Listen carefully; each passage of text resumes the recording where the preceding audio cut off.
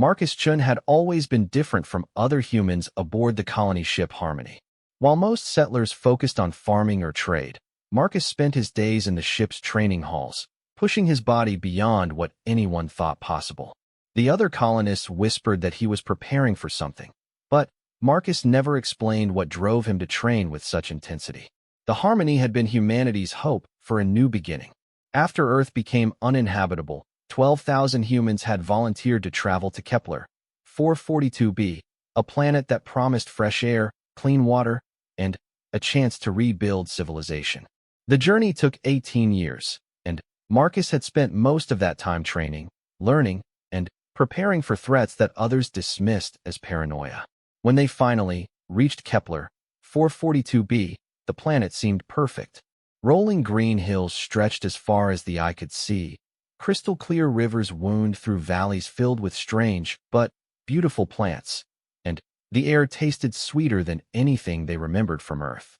The colonists quickly established New Geneva, a settlement near a large freshwater lake. For the first 6 months, everything went smoothly. Marcus lived on the outskirts of the settlement in a small cabin he had built himself. He preferred the solitude, and it gave him space to continue his training without disturbing others. His neighbors were the Kowalski family, Dr. Elena Kowalski, her husband Pavel, and their 8-year-old daughter Zara. Elena worked as the settlement's chief medical officer, while Pavel managed the water treatment facility. Zara was a curious child who often wandered over to Marcus's property to watch him train. She would sit on a fallen log, her dark eyes wide with amazement as Marcus lifted weights that seemed impossible for a human to handle or practiced combat moves that flowed like deadly poetry.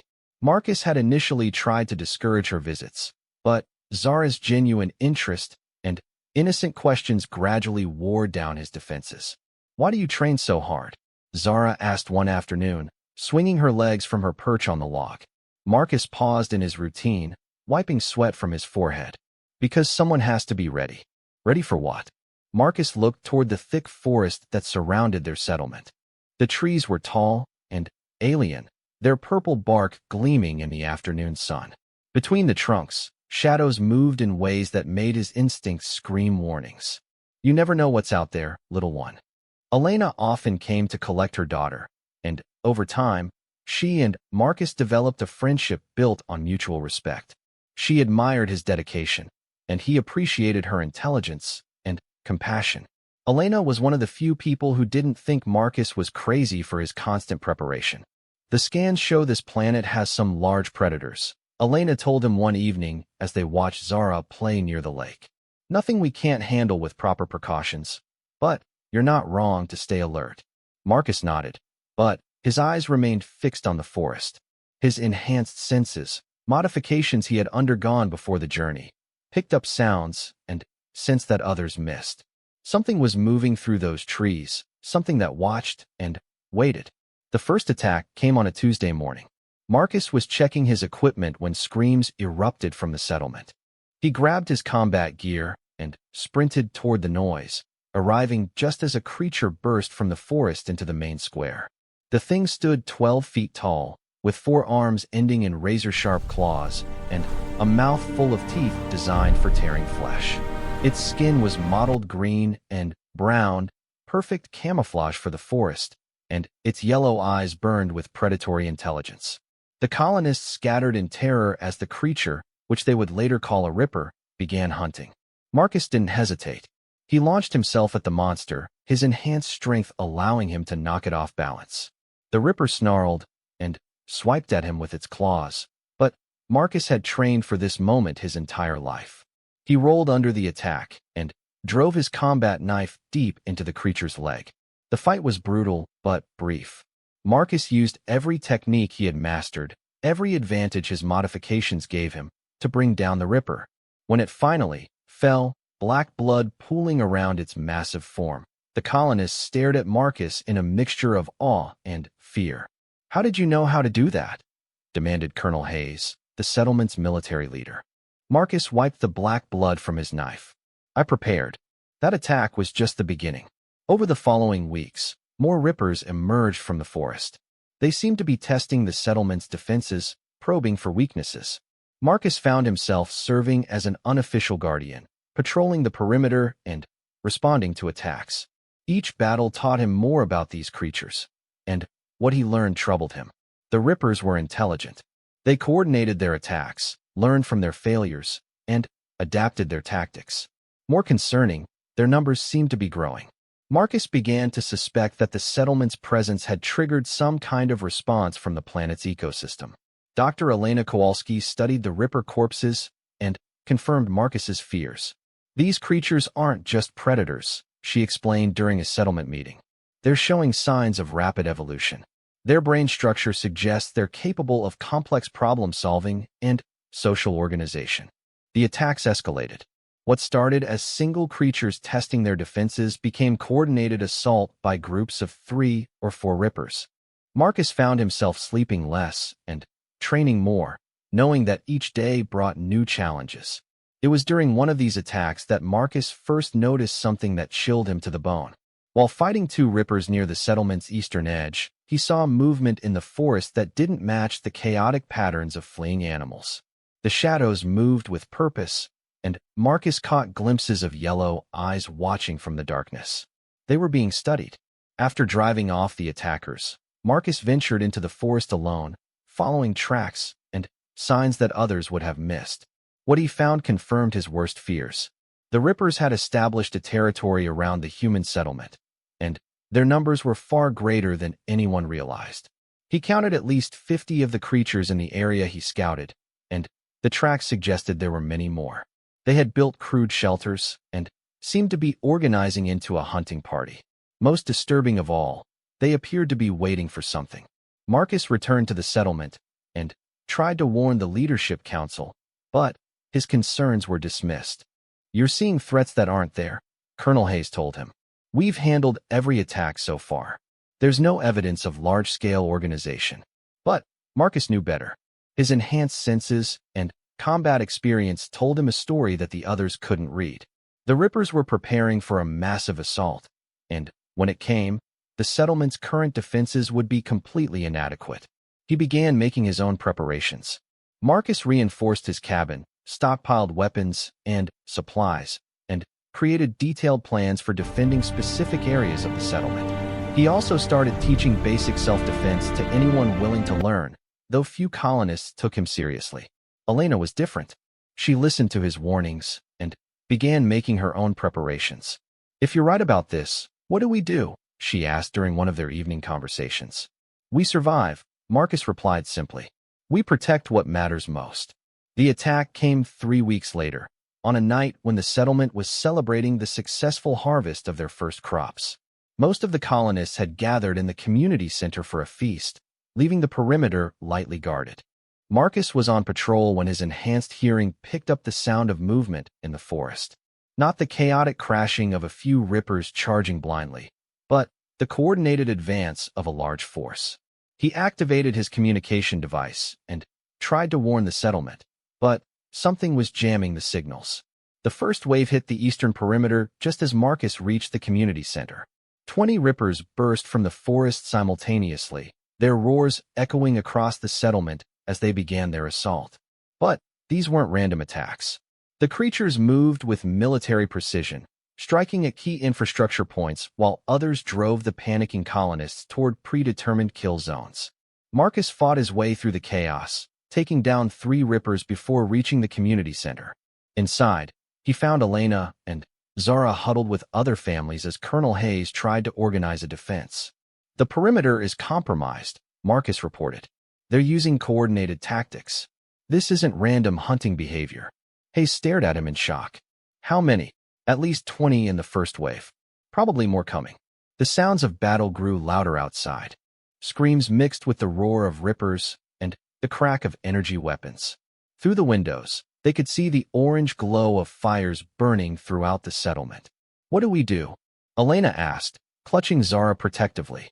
Marcus checked his weapons and ammunition. He had enough for a prolonged fight, but not enough to face 20 monsters and protect everyone at the same time. The situation required a choice that would define everything that followed. "I'm going to draw them away," he announced. "Get everyone to the emergency bunkers. Lock the doors and Don't come out until morning. That's suicide, Pavel protested. You can't face that many alone. Marcus looked at Zara, whose frightened eyes reminded him of everything worth protecting. I'm not facing them alone. I'm leading them away from what matters. Elena grabbed his arm. Marcus, no. There has to be another way. He gently removed her hand and handed her his backup weapon. Take care of your family. That's all that matters now.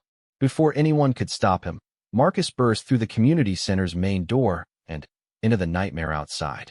The settlement was burning, and in the flickering light, he could see the massive forms of rippers moving through the streets. Their yellow eyes reflected the flames as they hunted for survivors.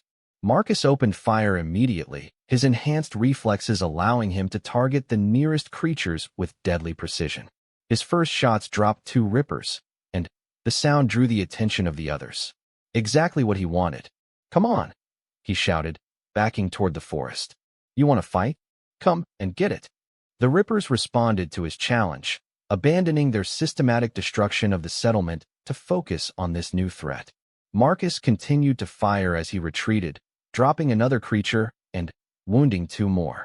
The surviving rippers followed him into the darkness of the forest, where the real battle would begin. In the community center, Elena watched through a crack in the barricaded door as Marcus disappeared into the trees, 17 monsters pursuing him.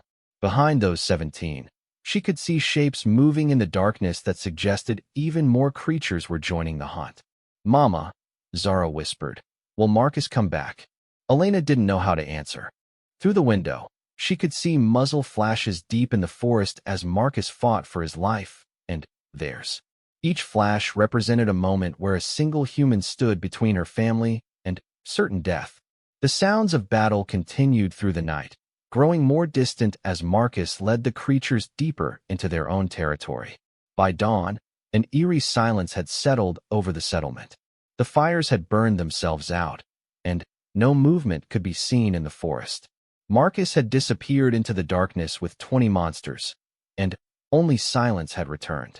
The search party found the first bodies 3 hours after sunrise.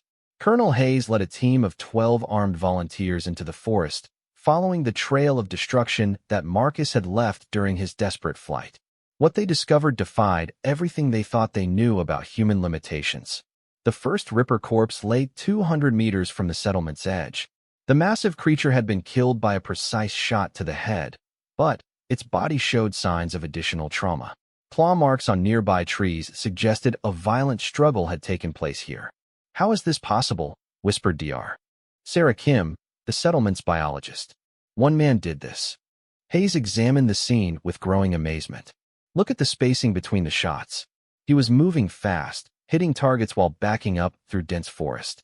In the dark, they found the second kill 50 meters deeper into the woods.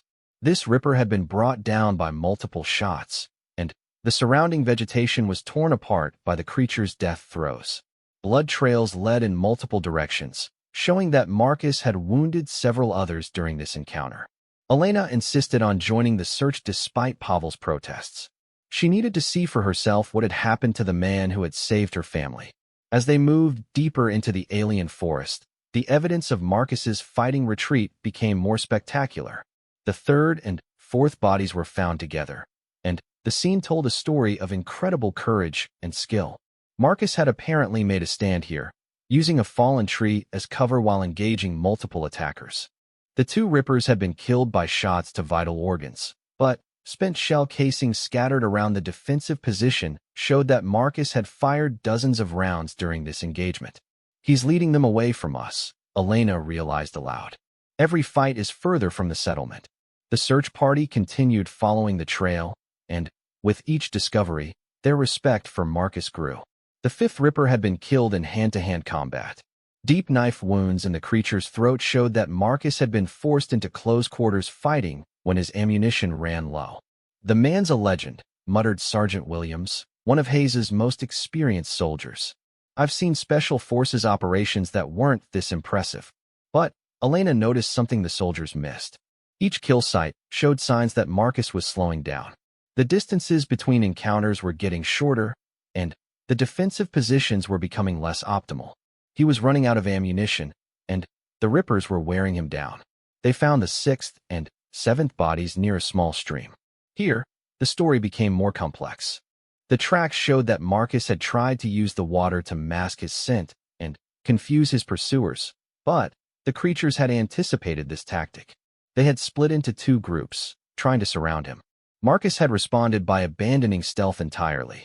The eighth Ripper showed signs of explosive damage, suggesting that Marcus had used grenades to break through the encirclement. The ninth and 10th bodies were found on the opposite side of the stream, killed as Marcus fought his way to higher ground. He's heading for the ridge, Hayes observed, studying the terrain. Smart move. Better defensive position. But Elena saw something else in the tracks. Mixed with the large prints of the Rippers were smaller marks that made her heart race. There are more of them, she said quietly. Look at these prints. Different sizes, different patterns. There were more than 20. Hayes knelt beside the tracks Elena had spotted. His face went pale as he counted the distinctive marks. At least 30. Maybe more. The search party pushed forward with new urgency. If Marcus was facing more creatures than they had realized, his chances of survival were dropping with each encounter. The evidence of his skill was impressive, but even the most skilled warrior had limits. They found the 11th body at the base of the ridge. This Ripper had been killed by what appeared to be an improvised explosive device. Scorch marks on nearby rocks showed that Marcus had used his military engineering knowledge to create traps from his remaining equipment. Brilliant, Williams acknowledged. He's using the terrain and his technical skills to multiply his effectiveness. The 12th and 13th bodies were discovered near the top of the ridge, where Marcus had apparently made another stand. The defensive position was expertly chosen, with good fields of fire and limited approaches for the attackers. But the amount of blood at the scene suggested that Marcus had been wounded in this engagement. Human blood, Elena confirmed after examining the dark stains on the rocks. He's hurt. The trail became harder to follow after the ridge. Marcus had apparently abandoned his methodical fighting retreat for something more desperate. The search party spread out, looking for any sign of where the battle had gone next. It was Zara who found the next clue. Despite her parents' attempts to make her stay in the settlement, she had followed the search party and was now helping look for the man who had saved her life. Over here, she called from a cluster of strange blue trees. I found something. The 14th and 15th Ripper bodies were hidden in a natural cave system that Marcus had discovered during his retreat. The narrow entrance had allowed him to engage the creatures one at a time, using his superior tactics to overcome their numbers advantage. Inside the cave, they found evidence of Marcus's resourcefulness. Empty ammunition boxes were stacked neatly in one corner, showing that he had been carrying far more supplies than anyone realized. Makeshift medical supplies suggested he had treated his wounds between fights. He planned for this, Hayes realized. All those months of preparation, he was getting ready for exactly this scenario. Elena examined the medical supplies and found bandages stained with fresh blood. He's still alive, but he's badly hurt. We need to find him. The cave system extended deeper into the ridge, and the search party followed the only tunnel that showed signs of recent use. They moved carefully, knowing that Rippers might still be in the area. The tunnel opened into a larger cavern where they made a discovery that changed everything they thought they knew about the enemy. The 16th, 17th, and 18th Ripper bodies were arranged around what appeared to be some kind of nest or command center. Strange symbols were carved into the cavern walls, and primitive tools were scattered around the space. It was clear that the Rippers had been using this location for planning and organization. They're not just animals, Dr. Kim whispered, studying the symbols. This is evidence of advanced intelligence, maybe even a primitive civilization. In the center of the cavern, they found Marcus's backpack and most of his remaining equipment. Blood trails led from this point toward the back of the cavern, where another tunnel continued deeper into the ridge. Elena picked up Marcus's combat knife, noting the fresh blood on the blade. He fought them here and kept going. But why would he go deeper? That's moving away from the settlement, away from safety. Sergeant Williams studied the scene with a tactical eye, because there were more of them coming. Look at these tracks. He was being pursued by at least 6 more Rippers. He had to keep moving. The back tunnel was narrow and dangerous, forcing the search party to move in single file. As they descended, they could hear sounds echoing from somewhere ahead. Not the roars of Rippers, but something else. Something that sounded almost like voices, Hayes said quietly. Human voices. They emerged into the largest cavern yet, and what they saw there would be talked about in the settlement for generations to come. Marcus was alive, but barely. He sat with his back against the far wall, his combat armor torn and bloodied, surrounded by the bodies of the final 4 Rippers. But he wasn't alone. Huddled behind him was a group of small, frightened creatures that looked like juvenile Rippers. Their yellow eyes were wide with fear, and they made soft chittering sounds that were clearly attempts at communication. Don't move, Marcus called weakly when he saw the search party. They're just children.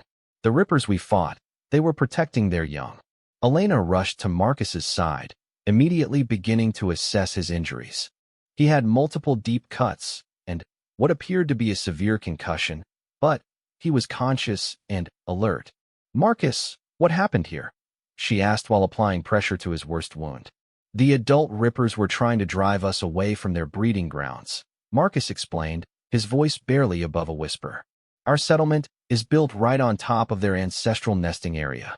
When I got down here, I found these little ones. Their parents died trying to protect them. The juvenile Rippers cowered behind Marcus, clearly recognizing him as their protector. Despite everything their species had done to each other, Marcus had chosen to defend the children of his enemies. They're intelligent, Elena. Not just smart animals, but truly intelligent beings. When the adults realized I wasn't going to hurt their young, the fighting stopped. We've been sitting here together, trying to figure out what comes next. Hayes stepped forward, his weapon still ready despite the apparent truce. Marcus, those creatures killed 6 of our people and destroyed half the settlement. And we built our homes on top of their children's graves, Marcus replied firmly. This whole conflict started because we didn't understand what we were dealing with. But we can fix this. We can find a way to coexist. One of the juvenile Rippers approached Marcus cautiously, making soft sounds that were clearly some form of language. Marcus responded with similar clicks and chirps, apparently having learned rudimentary communication during his time in the cavern. You can talk to them? Elena asked in amazement. Basic concepts, anyway. They're trying to tell me something about their elders, about some kind of ceremony or gathering. I think there are other Ripper communities in the area, and news of this conflict is spreading. The implications were staggering. If the Rippers were truly intelligent and organized, the attack on the settlement might have been just the beginning of a larger war. But Marcus's protection of the young offered a chance for something different. We need to get you back to the settlement, Elena said, helping Marcus to his feet. You need proper medical treatment. Not without them, Marcus insisted, gesturing to the young Rippers. If we leave them here alone, they'll die. And if we abandon them after I've promised protection, any chance for peace dies with them. The juvenile Rippers seemed to understand the conversation. They clustered around Marcus, their small claws clutching at his torn armor. Despite the language barrier, their trust in him was obvious. Hayes looked uncertain. Marcus, you're asking us to bring enemy aliens back to our settlement. After what they've done to us. I'm asking you to bring children back to safety, Marcus corrected. Children whose parents died in a war that started because of a misunderstanding. Elena made the decision for all of them. We're taking them back. All of them. Marcus is right. This is our chance to prevent a larger conflict. The journey back through the cave system was slow and difficult. Marcus could barely walk, and the young Rippers were terrified of the other humans. But, gradually, as they saw how gently Elena and the others treated their protector, they began to relax. When they finally emerged from the caves into the morning sunlight, word spread quickly through the settlement. Crowds gathered to see the impossible sight of their guardian hero leading a group of baby monsters to safety. The reaction was mixed. Some colonists demanded that the young Rippers be killed immediately, while others were curious about the possibility of communication and peace. But everyone agreed that Marcus had done something extraordinary. As they reached the medical center, Elena began immediate treatment for Marcus's injuries. The young Rippers refused to leave his side, camping out in the waiting room where they watched over their protector with fierce loyalty. 20 monsters. Pavel marveled as he helped Elena with the medical procedures. He faced 20 adult Rippers alone and saved their children in the process. But Elena was focused on something else entirely. She had seen the look in Marcus's eyes when he talked about the young aliens, the way he had risked everything to protect creatures that most humans would consider enemies. Marcus had not only saved her daughter's life by drawing the attack away from the settlement, he had also saved the future by showing that even in the darkest circumstances, compassion and understanding could triumph over fear and hatred. The real test of that understanding was about to begin. The integration of the young Rippers into New Geneva society was unlike anything humanity had ever attempted. Dr. Elena Kowalski found herself at the center of this unprecedented situation, serving as both Marcus's physician and the primary researcher studying their alien guests. The 5 juvenile Rippers, whom the colonists had started calling the Young Ones, refused to leave the medical center while Marcus recovered from his injuries. They created a protective circle around his bed, their large yellow eyes constantly watching for threats. Despite their fearsome appearance, they were clearly children, exhibiting playful behaviors and obvious affection for their human protector. "They're learning our language faster than I thought possible," Elena reported to the Settlement Council 3 days after the rescue. "Their neural development is remarkable. I estimate their intelligence level is comparable to human children aged 8 to 10. Colonel Hayes remained skeptical. "Intelligence doesn't erase the fact that their species killed 6 of our people. How do we know this isn't some kind of elaborate trap?" Marcus, still bedridden but recovering, answered from his hospital cot. "Because they're children, Colonel. They don't understand war and politics. They only know that I protected them when they were afraid." The debate over what to do with the young ones divided the settlement. Some colonists wanted them relocated far from New Geneva, while others argued for their immediate deportation back to the forest. A small but growing group supported Marcus's vision of coexistence and integration. Elena found herself in an unexpected role as translator and cultural ambassador. She spent hours each day working with the young ones, learning their language and teaching them human customs. Their natural curiosity reminded her of Zara, and she began to see past their alien features to the children beneath. "Mama, why do they look so scary if they're just kids?" Zara asked during one of her visits to the medical center. "Evolution made them look that way to survive in their world," Elena explained. "Just like humans developed different features to survive in ours. But underneath, they have the same needs as any child: safety, food, love, and someone to protect them." The young ones had grown particularly attached to Zara, recognizing her as another child despite the species difference. They would play simple games together, communicate through gestures and drawings, and even share snacks that Elena had determined were safe for both species. It was during one of these play sessions that everything changed. Zara was teaching the young ones a human children's song when the medical center's alarms suddenly blared. Through the windows, they could see colonists running in panic toward the settlement's emergency shelters. "What's happening?" Elena demanded as Sergeant Williams burst into the medical center. Long-range sensors picked up a massive heat signature approaching from the northern forest, Williams reported. "At least 100 individual contacts, possibly more. They'll be here within the hour." Marcus struggled to sit up in his bed, his face pale but determined. "It's the elders. The young ones told me about them yesterday. The adult Rippers have councils of elders who make decisions for entire regions. Are they coming to attack us?" Hayes asked, his hand automatically moving to his sidearm. Before Marcus could answer, the young ones began making urgent chittering sounds, their small claws clicking against the floor in obvious distress. One of them approached Elena and began gesturing toward the windows, then toward Marcus, then toward the forest. "They're trying to tell us something," Elena realized. Something about the approaching group. Marcus listened to the young one's rapid communication, his understanding of their language having improved dramatically during his recovery. His expression grew increasingly troubled as he translated. "They're not coming to attack," he said finally. "They're coming to judge. The Elder Councils heard about what happened here, about humans protecting Ripper young. It's apparently unprecedented in their culture." "Judge what exactly?"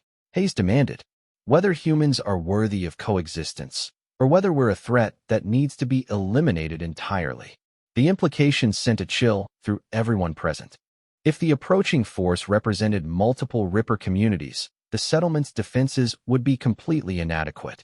But, more importantly, this encounter would determine the future relationship between the two species. We need to evacuate, Hayes decided.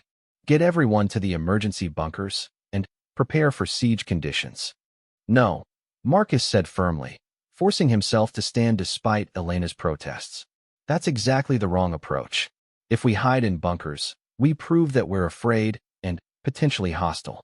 We need to meet them as equals. Marcus, you can barely walk, Elena protested. Your injuries haven't healed enough for you to be out of bed, let alone face 100 alien warriors. The young ones will speak for us, Marcus explained. In Ripper culture, children who have accepted protection from an adult become advocates for that adult's honor. Their testimony carries enormous weight in elder councils. Elena looked at the 5 small aliens who had become such an important part of their lives over the past week. They seemed so young and vulnerable, yet Marcus was suggesting they held the key to preventing an interspecies war. What do they need to do? She asked. Marcus knelt beside the young ones, speaking to them in their own language. Their responses came rapidly, with obvious emotion and urgency. After several minutes of intense conversation, Marcus turned back to the humans. They want to tell the elders how I protected them even though their parents attacked our settlement. But they also want to show the elder Kowalski, her mate Pavel, and their offspring Zara. They think we're your family? Pavel asked, entering the medical center just in time to hear this revelation. More than that, Marcus explained.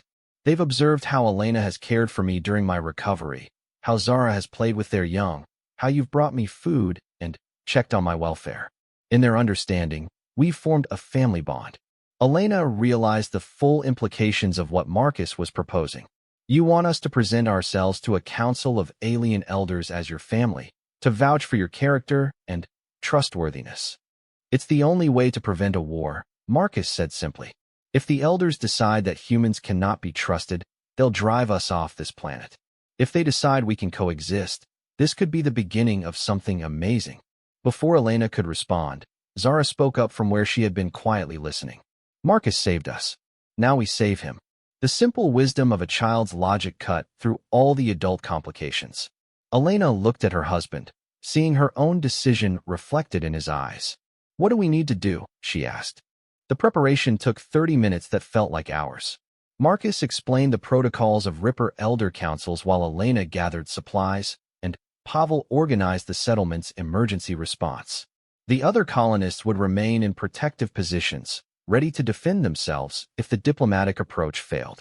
As the appointed time approached, Marcus led Elena, Pavel, and Zara to the settlement's main plaza, with the young ones walking protectively around them. In the distance, they could see movement at the forest edge as the Elder Council emerged from the trees. The sight was both terrifying and magnificent. Over 100 adult rippers moved in perfect formation, their massive forms creating a living wall of claws and teeth. At their head walked the largest ripper anyone had ever seen, an ancient creature whose scars told the story of countless battles. That's the Prime Elder, Marcus whispered. The young ones say he's over 200 years old and has never been defeated in combat.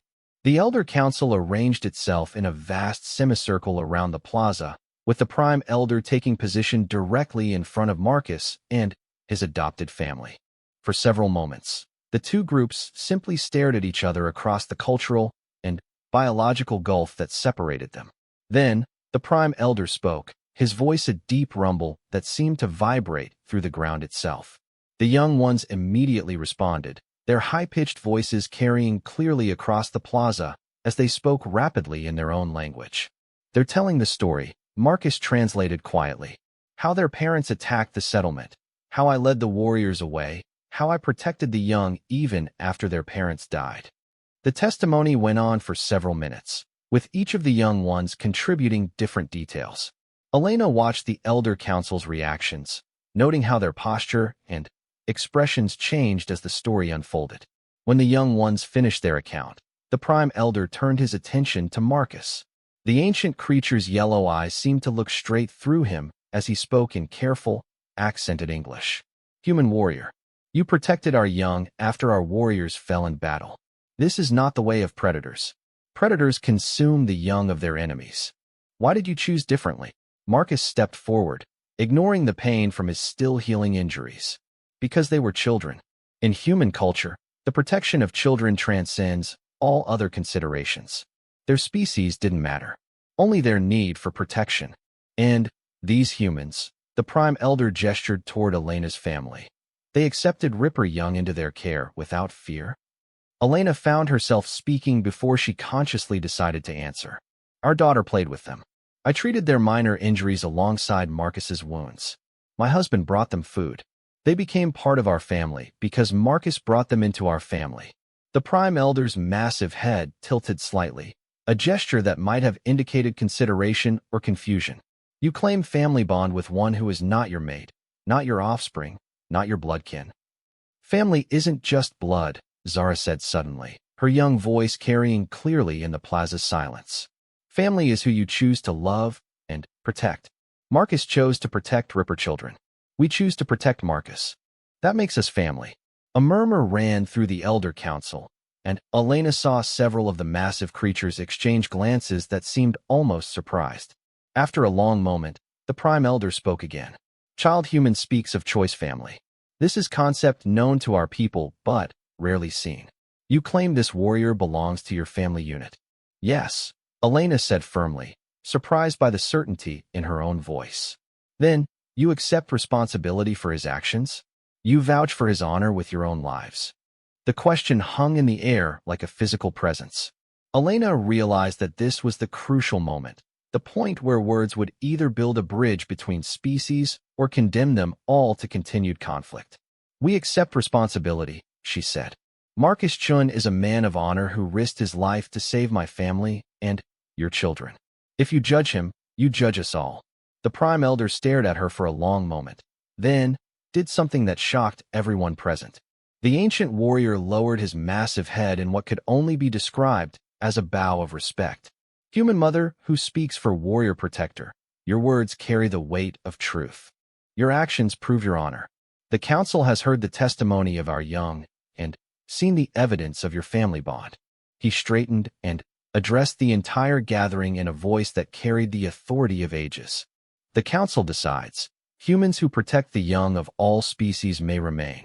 Humans who choose family bonds beyond bloodkin show wisdom. Humans who risk their lives for others show honor.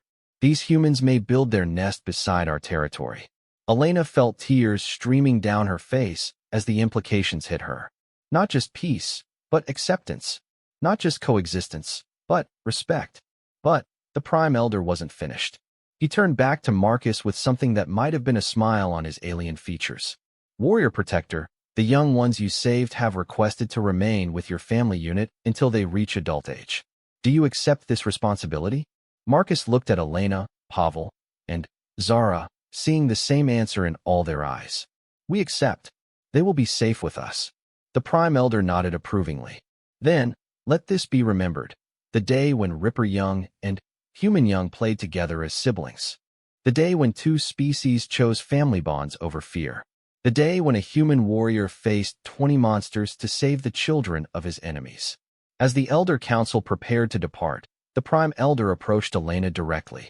His massive form towered over her, but his voice was gentle when he spoke. Human Mother, your warrior protector has given my people a gift beyond price.